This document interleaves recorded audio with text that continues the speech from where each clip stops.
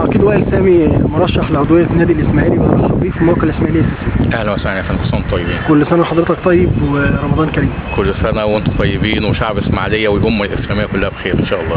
سياده العقيد، عايزين نسال حضرتك استعداداتك الشخصيه للانتخابات على الابواب، كلها اسبوعين والانتخابات تبدا، استعدادات حضرتك الشخصيه للانتخابات. والله هو بالنسبه للوقت الحالي احنا بنقعد مع اعضاء الجمعيه العموميه وبنروح لهم في الاماكن بتاعتهم وبنتناقش معاهم، بنقول لهم افكارنا وبرنامج الانتخابي بتاعنا وبنسمع منهم وبنجمع افكار منهم ومننا وبنجهز بعض على اساس ان احنا نطلع في النهايه بحاجه كويسه نقدر بعد كده وربنا كرم نفيد بيها النادي. ربنا ما ارادش الناس الموجوده نعرض عليها برضه ونقدم لها المساعده ان احتاج. ان شاء الله ربنا يوفقك بامر الله وبقيت عضو مجلس اداره النادي ان شاء الله باذن الله. ان شاء الله ان شاء الله توفيق من عند ربنا. طبعا. ايه اهم القرارات او ايه البرنامج بقى الانتخابي اللي هتبتدي تنفذه من اول ما ربنا يكرمك تبقى عضو مجلس اداره؟ والله بص هقول حاجه، هو اولويه اولى زي ما كل المرشحين بيقولوا بقى لنا سنين بنتكلم، لازم يبقى في نادي اجتماعي. لازم يبقى في نادي اجتماعي. بقى سهل جدا دلوقتي يعني اوان بقى لازم. وبعدين هقول لحضرتك على حاجه، بلاش بقى شغل العضلات والكلام لا، هي في شركات متخصصه موجوده استثماريه عالميه، ممكن نجيب اي شركه من الشركات ديت نعمل مناقصه ونجيب اي شركه منهم ونيجي بنتفق معاها بنظام ان هي بتاخد جزء من الارباح وتبني النادي حسب ما احنا عايزين، نقول لها المواصفات اللي احنا عايزينها في النادي، سواء مطاعم سواء حمامات سباحه سواء اماكن بنوك. يعني التصور بتاعنا عايزين نعمل نادي متكامل يؤدي خدمه متكامله. يعني زي النادي الاهلي كده يبقى فيه مرور وفيه شهر عقاري وفيه كل حاجه، مرور وشهر عقاري وكل حاجه تتخيله وعياده طبيه وكل حاجه تمام. وبيكون هم ليهم نسبه في الارباح سنويه يعني بياخدوها، يعني النادي مش هيكلف حاجه.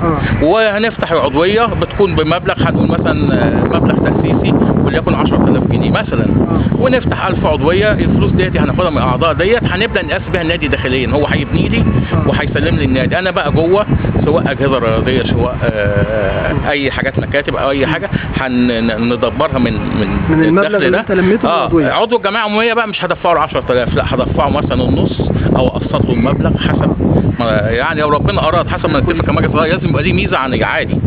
دي اول حاجه. تاني حاجه قطاع الناشئين في النادي انا مش عاجبني بقى له فتره وبقينا متاخرين جدا بالنسبه للانديه الثانيه. في انديه كتير كنا احنا اساتذه بقينا دلوقتي هم اساتذه واحنا بقينا بنيجي في المرتبه الثامنه ولا التاسعه في قطاع الناشئين. عايز نظره جامده جدا. وبعدين مش عيب ان انا اتعلم من الناس اللي هم سبقوني. احنا دلوقتي كنا يعني ايه اساتذه في مجال الناشئين، دلوقتي ما بقينا الثامن او التاسع. لا احنا نشوف الناس هي تقدمت ازاي ونستفاد من الخبره بتاعتها وتجربتها نطبقها عندنا بحيث ان احنا قطاع الناشئين يرجع تاني زي ما كان. واهم حاجه عندي في قطاع الناشئين ان شاء الله وربنا وفقني ابناء اسماعيليه بالنسبه للاولاد مش هجيب شبل من بره اسماعيليه. طيب اوف رجاله شبل في الاختبارات وفاز لو ما لسه هقول لحضرتك لو فاز ومعجزه لا لو فاز ومعجزه ماشي هاخده، انما غير كده يعني الاولويه لاولاد الاسماعيليه عشان خاطر لما يكبر ويجي بعد كده يبقى لا مش كده كمان يجي بعد كده يلعب الماتش بحماس غصب عنه عشان عارف ان هو ما يلعبش غصب عنه، هجوح بيتهم وابوه هيبقى جنبه وعمه وخاله، هقدر ان انا اجيبه، هقدر ان انا اسم بدنه واحرق دمه زي ما هو بيحرق دمي. انما بتاع مصر ده بياخد عربيته ويمشي. ممكن ما يرجعش اسماعيليه يتغير يعني ما يرجعش حسبه او يبقى عنده الحماس ان دي بلده وده فرقته. تمام. دي تاني حاجه. ثالث حاجه الحته الامنيه برضه انا عايز اتكلم فيها.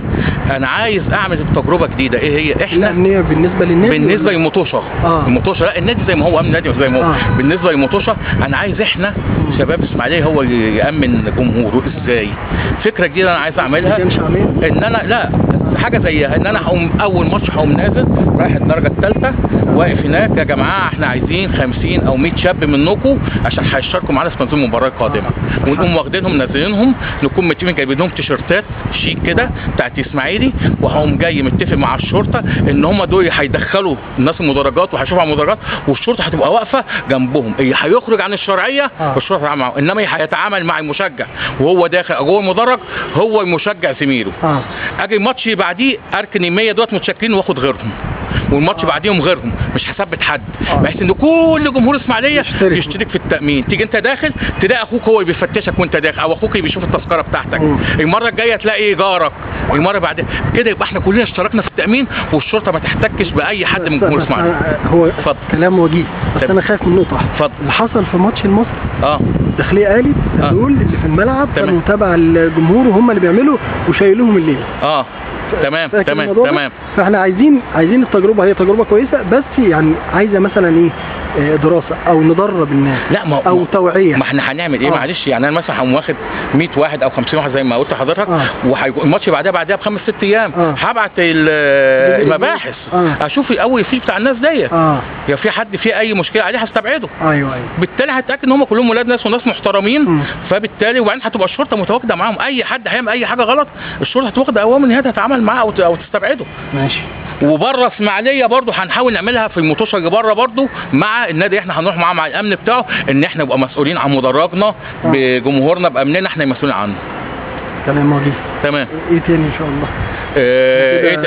كده النادي الاجتماعي، قطاع الناشئين، النواحي الامنيه. تمام. الموارد بقى، الموارد الماليه، انا مؤمن بمبدا ان هو من لا يملك قوته لا يملك قراره. لازم يكون عندنا موارد ثابته في النادي. في مشروعات كتيره. مبدئيا احنا عندنا نادي منتزه، بدل النادي الاجتماعي هم ودينا التعبان ده، لا احنا ناخد نادي منتزه، وبعدين احنا ان شاء الله مجلس الاداره كده هيبقى بتأييد شعبي. فمعلش منتخب 4 سنين مفيش سلطه في اسماعيليه هتبقى اقوى منه. لازم مجلس اداره اسماعيليه ده يبقى اقوى من اعلى حد في اسماعيليه، وما ياخدش قراراته من اي حد، قراراته تبقى من نفسه، مفيش حد يفرض عليه قراراته، وده مبدئي. لو غير كده يبقى المجلس ملوش لازمه. يبقى اول حاجه يبقى نشوف نادي محترم نضمه يحين النادي بتاعنا، ما يقف هنسيبه لهم تاني. تمام. بعد كده في حاجات كتيره بقى ممكن هنعلن عليها في حينها، بحيث ان احنا ندخل موارد النادي، بحيث النادي يعتمد على نفسه. بعد كده ان شاء الله انا نفسي النادي اسماعيليه ده يبقى ايه، منظومه متكامله او مؤسسه متكامله ماشيه لوحدها كده، مركب ماشيه لوحدها. مين بقى يقود المركب دي؟ انا، حضرتك، اي حد من الجمهور طالما عنده خبره وحنكه في اداره يدير، مش هيعطي هم الموارد الماليه. يعني معنى كلام حضرتك ان اي مجلس اداره هيجي الناس هتقف وراه وتساند ان شاء الله باذن الله. انا نفسي مجلس الاداره اللي فات كنت انا مرشح نفسه، ربنا ما اردش، بعت كلهم بوكيهات ورد وقعدت اساندهم لحد اخر يوم، مفيش مشكله. وبرده المره دي لو ربنا ما اردش احنا هنسوي ان احنا بنحب النادي، مش بنحب الكرسي. ايه، بيحب النادي يعمل كده. انا 4 سنين فاتوا دول كل سنه بشتري كرسي مقصوره رئيسيه على حسابي، عمري ما خدت دعوه من حد. الحمد لله احنا عارفينه. الحمد لله. اتمنى لك التوفيق، وان شاء الله ربنا يوفقك ان شاء الله، ونعمل لقاء تاني ان شاء الله بعد التوفيق ان شاء الله بتاع ربنا بقى ان شاء الله. ان شاء الله. كل سنه وانتم طيبين.